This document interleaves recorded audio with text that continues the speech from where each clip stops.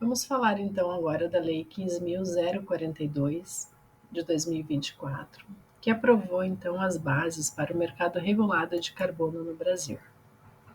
Essa lei ela foi discutida durante muito tempo, teve vários nomes, né, PLs ao longo do caminho, mas ela foi aprovada instituindo o Mercado Brasileiro de Redução de Emissões e também o Sistema Brasileiro de Comércio de Emissões, que tem por objetivo o estabelecimento de critérios transparentes, implementação gradual do sistema e também escolher representantes de vários ministérios para, digamos, montar esse sistema brasileiro de comércio de emissões. Bom, é importante vocês saberem que existe o mercado voluntário de créditos de carbono, que era o mercado que estava vigente até então no Brasil, né, que não geram ajustes na contabilidade nacional de emissões. Então, como o próprio nome diz, ele é voluntário, faz quem quer, e o mercado regulado é aquele que vai fazer a contabilização para as NDCs, que é as contribuições não determinadas do Brasil perante o Acordo de Paris. Então, o mercado, no Acordo de Paris, uma dos objetivos, né, que anualmente ou a cada período, não necessariamente anualmente, o país faça um compromisso em reduzir suas emissões e uma das possibilidades é através do mercado regulado de carbono, né?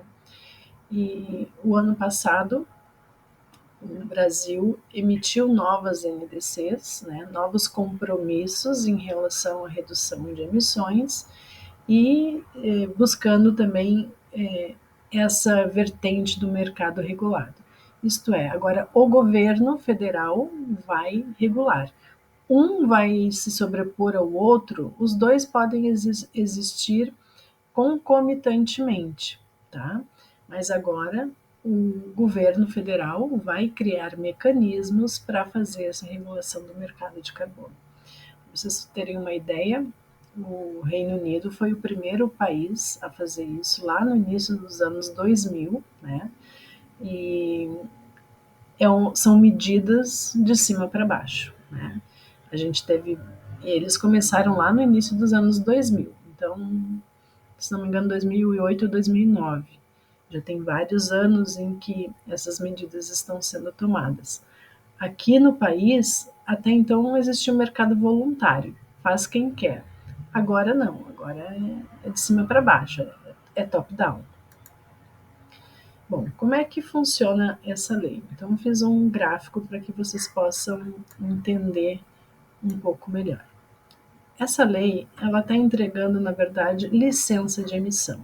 Tá? O que é uma licença de emissão? Ele está dizendo para os setores produtivos, com exceção do agronegócio, todos os outros setores produtivos, a gente não sabe se eles vão nichar, mas hoje está bem amplo, que eles têm uma licença de emissão, tetos, que são de 10 mil toneladas de CO2 equivalente por ano, é o primeiro teto, e o segundo teto é 25 mil toneladas de CO2 equivalente por ano. Então, dentro dessa faixa, até 10 mil, os setores produtivos podem emitir sem ter que desembolsar recursos financeiros. A partir do momento em que a empresa, ela rompe essa barreira dos 10 mil ou dos 20 mil, aí já começa, digamos, a regulação. Isto é, esse excesso ele vai ter que ser compensado, né, pela compra de créditos de quem não chegou no teto. Então, aqui, quem está precisando comprar vai até o SBCE para fazer a compra, e aqui, quem está, entre aspas, dentro dessa licença de redução vai vender créditos. Então, por isso que é importante o inventário. A gente só sabe se vai estar abaixo ou acima desses limites com o inventário de gás de efeito estufa. E isso tem que ser um fluxo contínuo, anual, né? Por isso que a gente chama que esse sistema é do tipo cap and trade, né? Cap é o limite e o trade são as trocas, né? Então, esse termo aparece muito nos artigos, né? Então, mais ou menos é esse o princípio. Qual a diferença dos 10 mil e dos 25 mil? Ambos vão ter que fazer planos, mostrar as estratégias de redução e provavelmente o desembolso financeiro de uma e de outra vai ser diferente, né? A forma de controlar vai ser diferente. E tem empresas que vão ser sempre acima de 25 mil, como essas carbono intensivo, né? Siderúrgicas, cimenteiras, empresas indústrias de transformação que usam muita energia, eles vão buscar ao máximo, né, fontes renováveis, mas provavelmente vão ficar sempre acima dos 25, né? E, pelo menos num curto e médio prazo. A longo prazo pode ser que seja diferente. Bom, então a lei se aplica às atividades, né, às fontes e instalações localizadas no território nacional que emitam ou possam emitir gás de efeito estufa sob responsabilidade de tanto de pessoa física quanto de pessoa jurídica, né? E como eu falei para vocês, a produção primária ficou fora, né? E elas representam cerca de 27% das emissões brasileiras. A justificativa para ficar de fora é que ainda não existem bases bem consolidadas para essa, digamos, contabilização das emissões nesse setor. Tá? Já falamos que o que é um crédito de carbono, mas na lei ele vira um ativo transacionável, né? Entre aspas, para quem é da época do cheque, como se fosse um cheque, né? Ele é um ativo transacionável representativo de efetiva redução de emissões ou redução ou remoção de 1 tonelada de CO2 equivalente, né? Então, o E está envolvendo todos os gases. E ele vai, então, emitir um CRV, que é um certificado de redução ou remoção verificada de emissões, né? Também é um ativo negociável que também representa 1 tonelada de CO2 equivalente, tá? Então, e esse CRVE é que vai ser negociado no mercado financeiro de capitais. Então, virou uma moeda. Bom, quais são as fases de implementação que estão descritas na lei? Então, em torno de 2 anos na primeira etapa, que é a edição da regulamentação da lei a partir da sanção presidencial. Então, ela foi aprovada em novembro ou dezembro de 24. A sanção presidencial, acho que foi em dezembro. Então, teremos 2 anos pela frente, 25 e 26. Isso são projeções, né? Essa coluna da direita, eu estou fazendo a projeção com base no que está na lei. Se é o que vai acontecer, a gente não sabe, né? Depois, 1 ano para operacionalização pelos operadores dos instrumentos para o relato de emissões. Importante dizer que essa primeira etapa é de 2 anos, por quê? Porque tem muita coisa que precisa ser regulamentada, né? Esse SBCE precisa existir. Como que ele vai regular? Essas coisas já estão pinceladas lá dentro, mas elas precisam de efetiva operacionalização. Com exceção do agronegócio, todos os outros setores produtivos, entre aspas, estão na lei. Mas será que, né, ao longo desses 2 anos eles não vão escolher setores que são prioritários e vão olhar primeiramente para eles, por exemplo? A gente não sabe, né? Então, esses 2 anos muita coisa vai acontecer e é importante também a gente saber disso para os, digamos assim, as associações, né, os sindicatos se mobilizarem em torno dessa discussão. Então, já falei da questão da operacionalização, né? A gente vai precisar começar a entender como isso vai funcionar.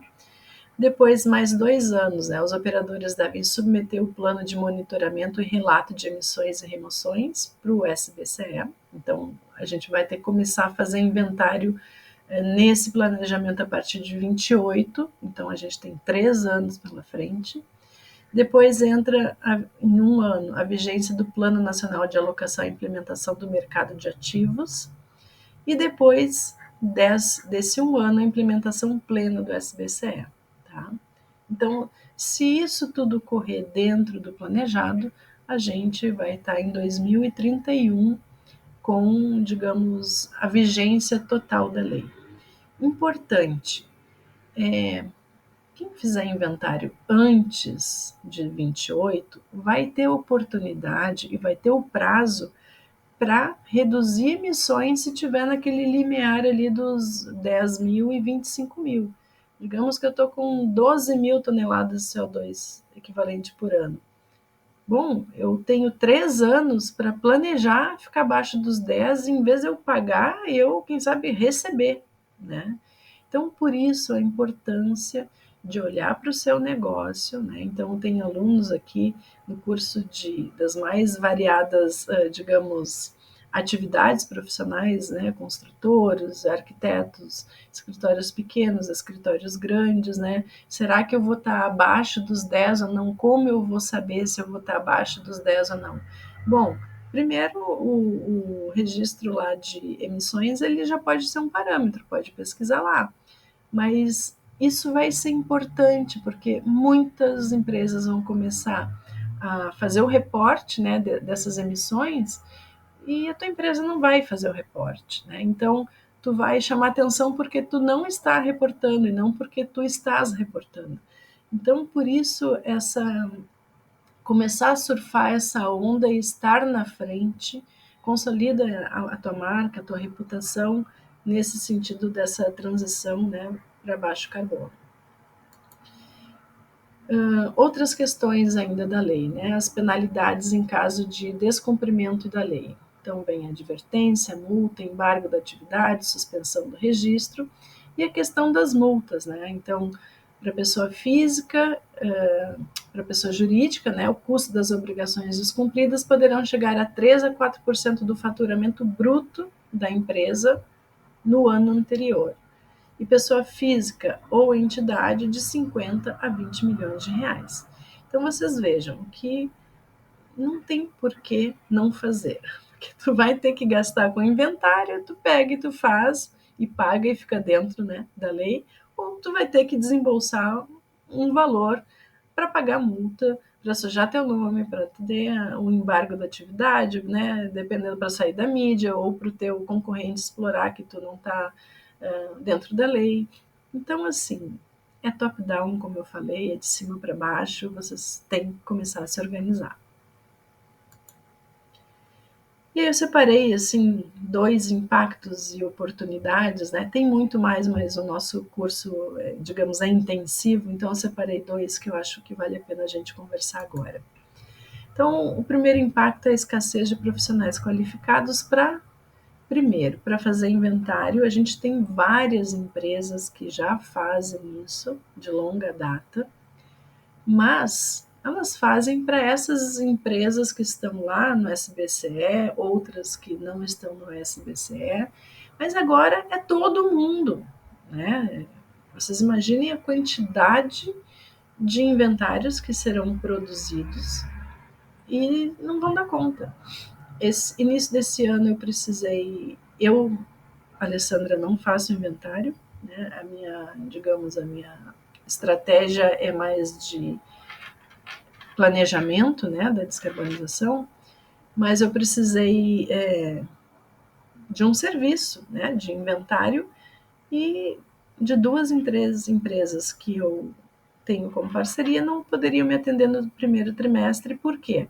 Porque elas já estão comprometidas com aquelas empresas que fazem relatórios anuais.